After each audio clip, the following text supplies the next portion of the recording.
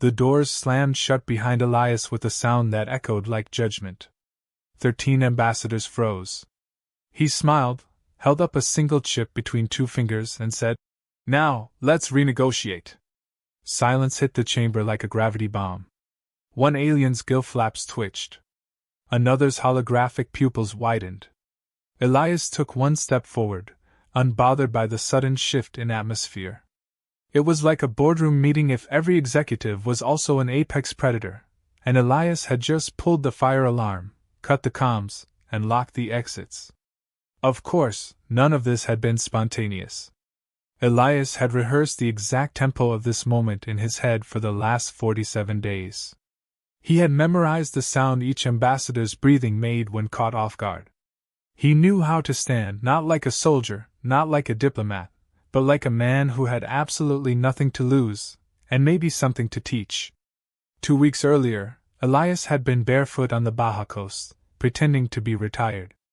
The surf had just kissed the edge of his campfire when a shadow in the sky grew larger and louder until it dimmed the moon. The invitation wasn't spoken. It didn't need to be. A black orb the size of a school bus hovered 3 feet off the sand, humming like it was holding its breath.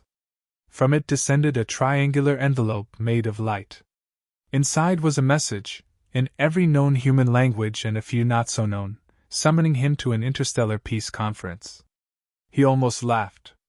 He read it 3 times, looking for the ambush. Elias had vanished after the Martian treaty collapse, a man forgotten on paper, buried under 8 aliases, and given no rank. The fact that the galactic ambassadors had picked him now, after all this time, only meant one thing: they had no idea who he really was. That, or they thought he was soft. They had dressed it up in pomp. The shuttle to the diplomatic station was draped in banners, like a space-faring masquerade ball. The greeting crew was a mix of synthetic lifeforms, trained in smiling but not in warmth. Elias didn't react. He just observed. No humans staffed the vessel. No Earth seals on any wall. This wasn't a joint treaty, this was a performance. And he was supposed to be the naive little guest star who'd shake hands and surrender Earth's future with a signature. The chamber itself sat on a station that orbited a blue-white dwarf star, just past the gravity warp of a decaying black hole. It wasn't a location picked for beauty or comfort. It was picked for one reason: no signals went out unless the Council allowed it. What they didn't know was that Elias had brought his own network. He walked into the room dressed like a teacher. Simple coat. Plain boots. No visible weapon, no insignia. A few ambassadors scoffed behind translucent face guards. He scanned the room. 13 seats. 12 already occupied. The 13th, the Council's rotating chair, would remain empty, a silent symbol that the galaxy still hadn't quite accepted Earth as worthy of real power. Not yet. The alien in the seat closest to Elias was from the Riluk Consortium, amphibious, semi-transparent skin that pulsated with color when it lied. It flashed green when it smiled at him. Elias smiled back. Green meant deceit. The Zark ambassador wore ceremonial armor that looked more like a predator's skeleton than clothing. He tilted his head in mock respect, speaking through a cracked translator that barked out clipped vowels. Elias let him finish his grandiose welcome before replying in fluent Zarkan, including the archaic form of address used only during battle negotiations. The ambassador froze. His claws tightened. The Grand Archivist of the Trell Collective floated instead of walked, a shimmering cloud of spores surrounded by a living exosuit. They extended a pseudopod to Elias and whispered a greeting into his mind. Elias replied in thought, deliberately exposing a memory, one where he watched a Trell station implode after trying to harvest Earth's ocean floor without consent. The pod recoiled slightly. The treaty was presented by the neutral envoy. It was 59 pages long, printed in a cascading alien script that pulsed softly. Elias read it all in 13 seconds. The neural chip in his skull flagged every clause designed to limit Earth's power. He noted every resource clause, every surveillance provision, every line that looked like friendship and reeked of chains. That's when he walked to the center of the room. He didn't speak right away. He let the silence stretch like wire across a canyon. Then he pulled the chip from his coat, slipped it between his fingers, and tapped it once. The council chamber lights shifted hue. The temperature dropped.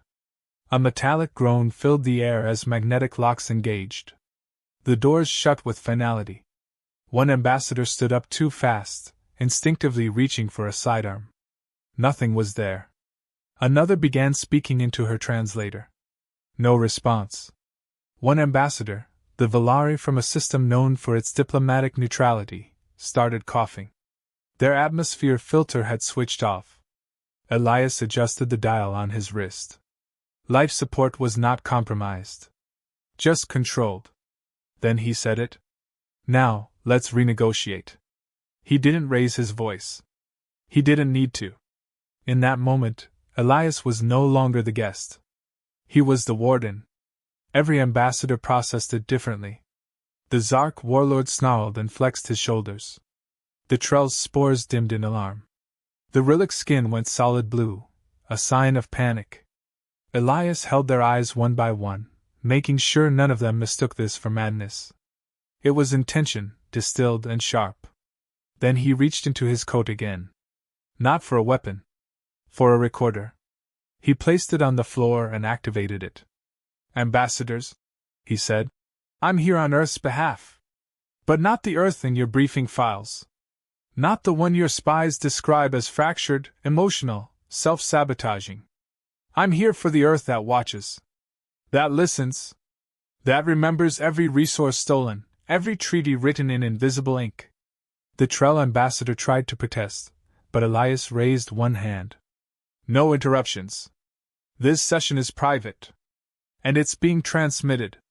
Not to Earth, but to every unaligned system that's felt your boots on their soil. To every neutral station you've taxed into ruin. We're not negotiating surrender. We're negotiating exposure. He let those words hang. The silence was no longer awkward. It was terror. The first voice to break the silence was the archivist of Trell, who floated forward with an eerie grace. Its voice returned, faint and melodic, attempting to reframe the conversation with talk of galactic peace and mutual interests. Elias let it finish, expression unreadable, before replaying a line from the treaty out loud. The section he chose looked harmless at first glance, something about establishing a cooperative atmospheric advisory presence in Earth's exosphere. Then he read the subclause beneath it, a cleverly buried authorization for continuous orbital surveillance and control of Earth's satellite grid by the Rillick and Zark. It wasn't a proposal. It was a leash. Elias let the words echo before snapping his fingers once. The holographic screen in the center of the room blinked and shifted, revealing a layered translation overlay. It exposed the exact line as written, translated directly from legal galactic script to blunt human terms. It read, Galactic Coalition will hold veto power over Earth's orbital operations. That alone would mean humanity would need permission to launch weather satellites, conduct space research, or even broadcast beyond orbit.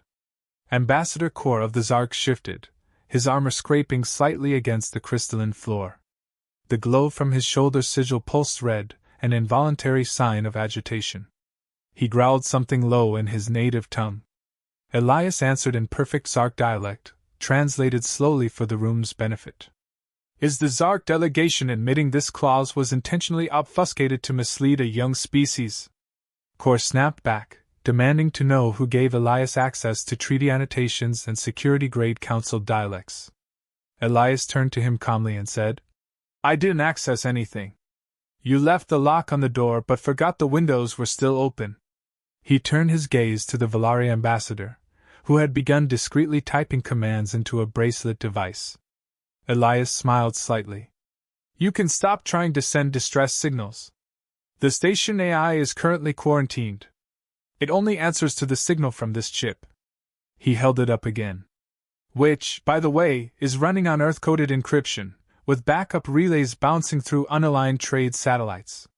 The silence grew denser. Elias's voice, however, remained relaxed, even amused. The best part? You thought this was your trap. But I've known it was a box since the beginning. The difference is, I came here with the key. The Rillic delegate, slimy and stately, finally broke their silence, proposing that Elias calm down and approach this with a spirit of mutual respect. Elias nodded thoughtfully, then played a decrypted transmission. It was audio from a month before, between the Rillic delegate and a Zark fleet coordinator. In it, they casually discussed Earth's low-orbit stations as soft targets, once the treaty passed.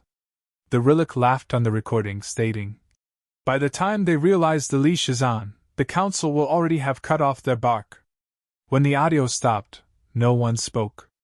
The Rillic ambassador's skin flickered in pulses of amber and blue, revealing what was unmistakably panic. Elias leaned forward and spoke clearly. "You came here expecting fear. You expected all. You dressed this up like peace, but it's subjugation in pearls." He paused. "Here's the truth. Earth has been watching. Listening. We saw how you handled the Nuvan Accord. You invited their leaders here too. And 2 weeks later, the entire ruling class of Nuvan Prime was assassinated by rogue pirates." He turned to the Council's central console and pressed a small button. A projection flared to life, showing a satellite image of the Nuvan system before and after the treaty was signed. The trade routes changed. So did the border patrols. Galactic peace was merely a mask for conquest. And Elias had just yanked it off in front of an audience. Someone in the chamber shifted again. The Trell ambassador's spores dimmed visibly. They tried to float back toward the periphery, but Elias didn't let them fade away. "You," he said, pointing at the shimmering form, "brokered the first wave of trade deals with Earth. You promised neutrality. Then one of your seed ships planted mineral harvesting pods in the Andes and cloaked them from local sensors. They only deactivated after the locals started falling sick." The Trell responded with a slow mental projection, trying to convey regret. But Elias was ready. "Save it. I brought your own lab data with me. Harvesters aren't supposed to dump molybdenum into groundwater." The Zark warlord pounded the table with one clawed fist, causing it to crack. "Earth dares to challenge the Council," he snarled. "With weak alliances and second-hand weapons. You forget your place." Elias didn't flinch. "No," he said softly. "You forget yours. You built your empires assuming humanity would trip over its own ambition. You expected chaos. And we gave you silence. Until now." He held up a small black disk and placed it in the center of the table. "This is a live feed. From the Hadrian Line. It's a deep-orbit formation manned jointly by Earth and 3 independent systems. If I don't leave this station in the next 2 hours, that signal triggers a release of every recorded Council crime we've archived. Video. Audio. Decrypted reports. Full wartime transmission leaks." Gasps, hisses, and mechanical whirs filled the room. Even the insected ambassadors, usually expressionless, visibly twitched. Elias straightened his collar and sat back in his chair. "You're used to the illusion of choice. You present ultimatums disguised as offers. But now I'm doing the same. There are only 2 doors out of this room. One leads to peace. Real peace. Equality. The other leads to reputation death, political collapse, and the end of this charade." An ambassador from the crystal-skinned Virelian sect stood slowly. Their voice was clear, high-pitched, and deeply measured. "What, then, does Earth propose? That we pretend the last 100 years didn't happen? That we forget every slight, every violation, every unauthorized station?" Elias nodded slightly. "Not forget. Admit. That's the difference. You want to erase the past. Earth doesn't. We remember everything. We just stopped pretending we didn't." The chamber fell silent again, but this time it was not from fear, it was from recalculation. These beings, centuries older than Elias, now realized he had outplayed them. Not with ships or guns. Not even with threats. But with truth, inescapable and surgically timed. The locked doors weren't cages anymore. They were mirrors. And one by one, the ambassadors had to look. Elias tapped the table once more. The lights dimmed, then flickered back to full brightness. "We can talk," he said finally. But we're not doing it on your terms anymore. And then he waited. Because the next word wouldn't come from him. It would come from whoever among them was smart enough to know they'd already lost. The first to speak after the long stretch of weighted silence was the Varelian. Their glass-like skin shimmered as they slowly sat down again, eyes locked on Elias with a mix of caution and something new, curiosity. Their voice came low and measured, as if choosing words could still salvage dignity from the wreckage of the meeting. They asked, not with hostility but with genuine calculation, who Elias truly was. The question wasn't rhetorical. It held weight, and the chamber leaned into the answer. Elias didn't rush. He leaned back slightly, letting the pressure of curiosity simmer just a bit longer before he responded. He told them that his name, Elias Ward, had never been in the official diplomatic roster. He wasn't appointed by Earth's surface governance. He wasn't even formally authorized by the Unified Terran Council. He came from the ashes of the Martian Treaty collapse, the very diplomatic disaster that had led to Earth's temporary isolation from most trade and resource agreements. They all remembered that scandal. What none of them knew was that Elias had not been the cause of the collapse. He had been the leak. The man who burned the treaty before it could enslave Earth's water rights. And for that, he had disappeared, until now. A few delegates murmured among themselves, suddenly recalling that Earth's silence since the Martian affair hadn't been cowardice. It had been a recalibration. While the galaxy labeled them as fractured and volatile, Earth had been watching, listening, and collecting. Elias smiled, but there was no warmth in it. The reason you invited me is because you thought I was a relic. An unarmed relic. But relics carry history. And some of us know where all the bones are buried. His gaze drifted toward the Trell, then back toward the Zark, before resting once more on the central table. The Trell ambassador, clearly uncomfortable, attempted to shift the tone. They offered to rewrite parts of the treaty, claiming that perhaps there were translation errors.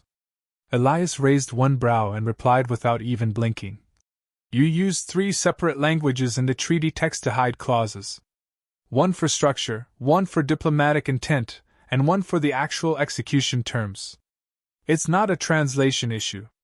It's a deception issue. That statement sucked the air out of the chamber. He wasn't exposing oversight. He was exposing intent. The insectoid ambassador from the Varnax swarm finally stirred. Their voice was layered and almost insectal, buzzing with texture.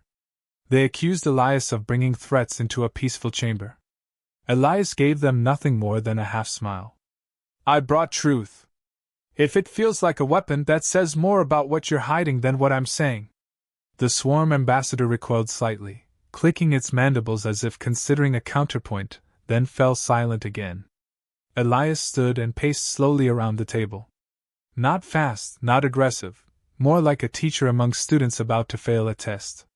You have ruled this quadrant by making sure no one remembers what power really looks like. You've weaponized bureaucracy, erased independent systems, and turned peace into a currency. I'm not a soldier. I'm not a spy. I'm a mirror. And this chamber is locked because I want each of you to take a good, hard look at yourselves without running out the back door. Kor of the Zark snarled, his claws twitching with the need to do something, anything, to regain control. But he didn't move. Not really. Because for the first time in perhaps centuries, the Zark wasn't feared. Elias turned toward him directly and paused. You were the one who said humans were too emotional to be taken seriously. That our chaos was our weakness. But here we are. I'm the only one in this room who planned for chaos. And you? You're trying to read from a script that doesn't work anymore. The screen above the table shifted again, revealing images, one after another, of systems that had collapsed after similar treaties were signed. Trade agreements followed by resource seizures. Peacekeeping fleets that quietly never left. One planet had its oceans drained, another had its moons carved up for mineral rights under clauses buried in annexes. Elias flipped through the evidence without emotion. You don't win wars anymore. You legislate them into inevitability. You don't conquer with fleets. You conquer with fine print. And now the galaxy is watching that print unravel. The Council's AI, still under Elias's control, began to speak again. Its voice was crisp and devoid of inflection. It began listing timelines of planetary collapses, all tied to coalition treaties. It wasn't speculation. It was public data, recompiled and framed without the usual filters. Each timestamp was a nail in the coffin of their deniability. The insectoid tried again. If Earth wanted peace, why bring threats? Why come armed with blackmail? Elias tilted his head. Because asking nicely got us nowhere. You taught us that. When Earth begged for fair trade, you sent debt. When we offered cooperation, you sent observers. So now we've learned the language you understand. Pressure. Leverage. And exposure. A new image came on the screen, one not from Earth, but from a mining colony in the Curious Belt. It showed a failed council treaty leaving behind radiation-leaking infrastructure and thousands of displaced colonists. The ambassador responsible tried to speak, but Elias cut him off. You call it regulation. I call it sabotage. And if you can't even take care of your own fringe colonies, what gives you the right to control Earth's skies? The Trell ambassador offered another projection, one that attempted to show a revised treaty, stripped of hostile terms. Elias didn't even glance at it. Too late. This isn't about one treaty. It's about all of them. The structure, the model. The lie. He paused. You wanted Earth to be another brick in the wall. Instead, we've become the hammer. One of the quietest delegates, a crystalline being from the ether reach, finally stirred. Their voice was faint but carried weight. What do you really want, Elias Ward? A seat at the table? Revenge? Elias stopped walking. Neither. I want transparency. I want equal footing. And I want every system that ever signed your so-called peace deals to know exactly what they're signing next time. The Etherian nodded. Slowly. Thoughtfully. Then, to the room's surprise, it said, Perhaps, it's time the Council was reminded that influence earned in the dark rarely survives the light. And just like that, the room's balance began to tilt. Not with drama, not with shouting, but with slow, sinking realization. Not everyone in the room was loyal to the power structure they sat inside. Not everyone was comfortable watching the empire crack and doing nothing. Elias walked back to his seat and calmly sat down. Good. Now that the posturing is done, let's try something new. Let's negotiate like equals. For the first time since the doors had sealed, no one objected. No one raised a claw, a limb, or a spore. Because no one in the room could deny the truth anymore. They weren't in control. And the man they thought was just a wild card had just rewritten the game. The silence that followed Elias's final words in the previous chapter was not the kind born from fear. It was something more dangerous for the council members. It was agreement. Reluctant, bitter, slow-burning agreement that crawled into the minds of even the most prideful warlords among them. And Elias could feel it. The weight in the room had shifted. This wasn't a group of predators circling prey anymore. This was a courtroom after the confession, with the accused realizing the jury already made up its mind. Core of the Zark still bristled with resistance. His claws flexed slowly, not from the impulse to attack but from the frustration of helplessness. Elias didn't even glance at him now. He had no reason to. The Zark were fighters, not strategists, and the fight had already ended. The others began to speak one by one, not loudly or dramatically, but in quiet phrases that betrayed cracks in the foundation. The Varelian asked what kind of treaty Earth was truly seeking. The Rillick murmured about potential reparations clauses if systems wished to dissolve earlier arrangements. Even the Trell, usually ethereal and detached, began projecting softened language around accountability and shared stewardship. Elias let them talk. He watched. He measured. And more importantly, he recorded. Then the Council's AI spoke again. This time, not at Elias's command. The chip he had inserted had programmed it to monitor key patterns of diplomatic openness and backdoor communication attempts. When those dropped below a critical threshold, it initiated an observation protocol. The voice rang out clear across the chamber. Processing current Council behavior. consensus detected. Initiating live transparency stream to external systems. 73 planetary governments are now tuned in. Elias turned toward the screen just as dozens of symbols and seals appeared. Every unaligned or neutral government in the outer ring was watching in real time. No more secrets. No more sealed minutes. The warlords had been drawn into the light, and now the entire galaxy could see what they were when exposed. For a moment, no one moved. The ambassadors were still processing the fact that they were now performing for an audience they could not intimidate. That was when the Trell ambassador broke rank entirely. It floated closer to Elias and delivered a full mental projection that filled the room. It showed a new treaty format, co-written between Earth and the Trell, open-sourced, overseen by third-party observers. The projection had no small print, no conditional surrender clauses, no economic chokeholds. It offered genuine alliance. The other delegates reacted with varying shades of disbelief and internal conflict. The Zark hissed in contempt, but even his voice lacked conviction now. The Varnak swarm ambassador started pacing, releasing a low clicking that translated into a panicked stream of reassurances that the Varnak were never involved in resource theft. The Relic tried to float a distraction about shared defense protocols. Elias didn't stop them. He let them panic because panic bred truth faster than pressure. Then the screen flashed again. A new feed had arrived. This time, it wasn't from Elias's chip. It was coming from one of the neutral systems he had contacted before the meeting. It showed a Council surveillance drone that had been discovered in neutral orbit, disguised as a meteorological satellite. The discovery had been posted to that system's planetary net. Protests were erupting. 2 of the Council's resource contracts were being forcibly revoked by local governments. The chaos had begun. And it wasn't being driven by Earth. It was being driven by the exposure Elias had triggered. He turned back to the Council. His voice remained calm, controlled. You tried to write our story before we had the chance to speak. Now your voice is being questioned everywhere. And Earth did not fire a single shot. That, right there, was the difference between fear and strategy. Between control and influence. And Elias had chosen the latter, knowing it would last longer. The Virelian reached for the console and initiated a private voting request. The Council AI confirmed it. A motion had been triggered. Vote on dissolution of the current treaty framework in favor of an open, multi-species charter. Delegates have 5 minutes to cast. Elias sat quietly while the votes began coming in. One by one, small lights illuminated around the table. The Trell voted first, then the Virelian, then the Aetherian, then even the Varnak, whose fear of rebellion outweighed their desire for tradition. Core of the Zark hesitated until the very end, then finally placed his claw on the panel. The light turned green.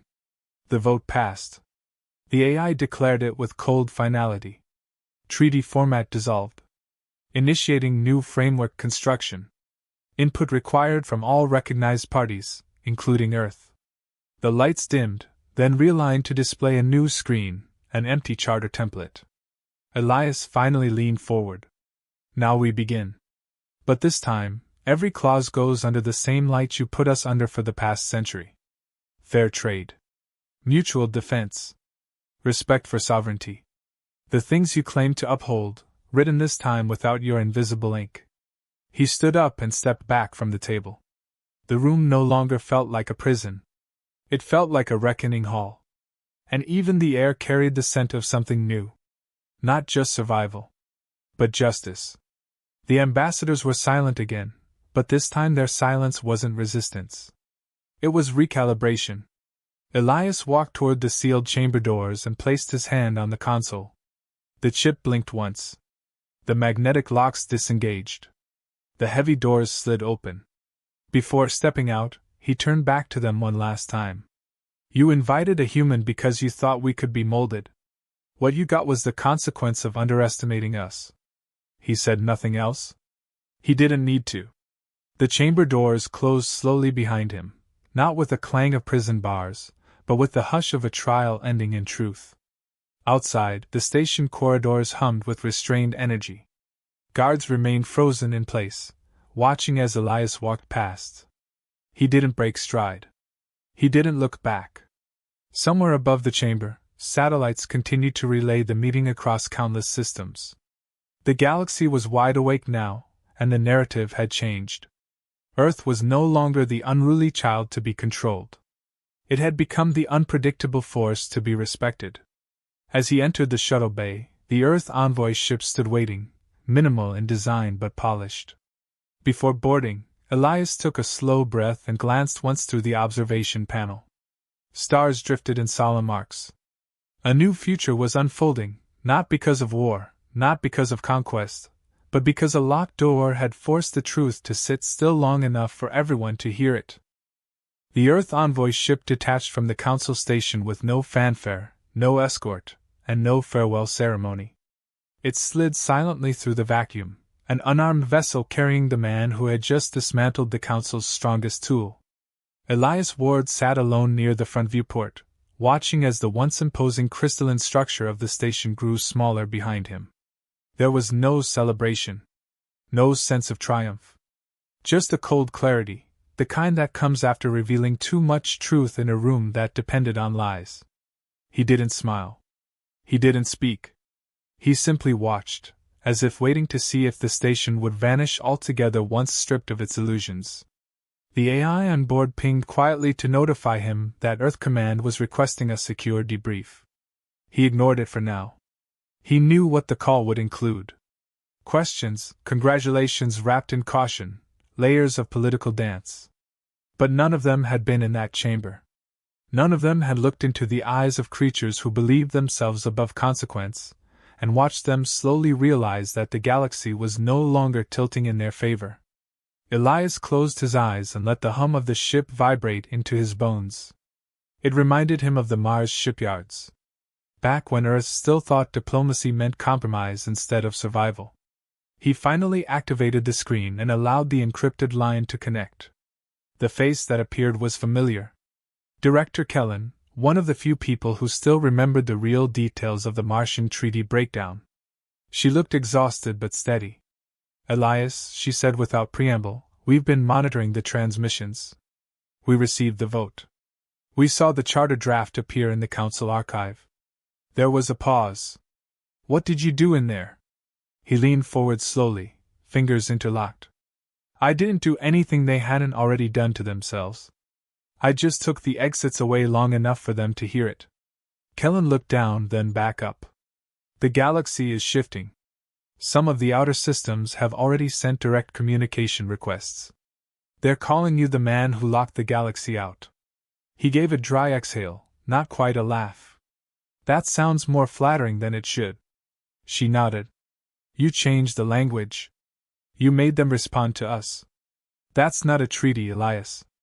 That's a correction. He didn't respond to that. Not directly. Because she was right, but it wasn't just about language. It was about permission. For the first time, Earth didn't ask for it. Kellen continued. There's fallout. Of course. Some council delegates are facing internal inquiries. A few systems are threatening secession from the coalition. The economic models are already shaking. She paused again. You know they'll come for you, right? Not all of them. But some of them won't forgive what you did. Elias nodded. Let them come. At least now, they'll have to knock. The screen flickered out and Elias stood, walking toward the rear console. A secondary feed showed reactions from across the unaligned systems. Civil discussions. Celebrations. Protests. Debates. It wasn't chaos, but it wasn't peace either. It was motion. And motion was more than anyone had dared to expect in a galaxy long frozen by bureaucracy. Somewhere in a mining system, a former council-controlled supply chain was being dismantled by its own workers. On a floating refugee colony, children watched clips of the chamber broadcast, repeating Elias's words as if they were gospel. And in a dozen neutral hubs, the phrase "Earth does not kneel" had become a trending chant among diplomats and civilians alike. He walked to the small viewing window near the rear hatch and stared out into the void. He thought of the ambassadors, how their expressions changed not when he threatened them, but when they realized they had underestimated Earth so completely that their fear had no plan. He thought of the Trell's mental projection, of the crystalline Aetherian's quiet vote, of the moment the Zark warlord pressed his claw to the console, not because he believed, but because he knew resistance would only speed up his own downfall. Elias had spent years buried, erased from public record, remembered only by the people who had no choice but to keep him off the grid. But he had never stopped preparing, never stopped watching. Earth had always been more than its surface chaos. Underneath the noise it had will, adaptability, memory. He wasn't special. He had just been willing to walk into their chamber and show them the mirror they'd avoided for centuries. The envoy ship began final descent procedures into Earth orbit. Cities glittered across the planet's dark side, sprawling with organized chaos. It looked beautiful now, but he knew it would soon become more than a home. It would become a center of influence. And influence brought enemies. Elias wasn't afraid of that. Fear only worked when you assumed others wouldn't push back. As the ship docked, a small welcoming unit waited in the corridor. They weren't soldiers. They weren't politicians. They were archivists. People sent not to protect him, but to document. One of them approached and extended a hand. Sir, the council chambers are requesting an Earth representative to participate in the redrafting committee. And they're requesting you. He blinked slowly, not because he was surprised, but because he understood exactly what that meant. The same group that had tried to strip Earth of autonomy was now asking him to help define the rules. Not because they wanted his voice, but because they couldn't ignore it anymore. Elias didn't shake the archivist's hand. He just gave a small nod and walked past them into the station. He didn't need to accept the seat. The truth was, the moment he had locked that door, Earth had already taken it. Now the rest of the galaxy would spend the next decade adjusting to that reality.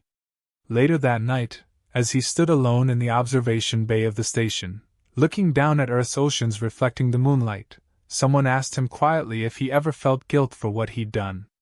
He turned his head just slightly and answered without hesitation. No. I only feel relief. Not because we won. Because they finally heard us. And we didn't need war to do it. Outside the station, Earth rotated silently. No banners. No fireworks. Just the quiet, constant pull of gravity. The same force that had kept Earth grounded for centuries had now become the same force pulling the galaxy towards something new. Truth without permission. Power without apology. And a man who had simply locked the doors until they had no choice but to listen,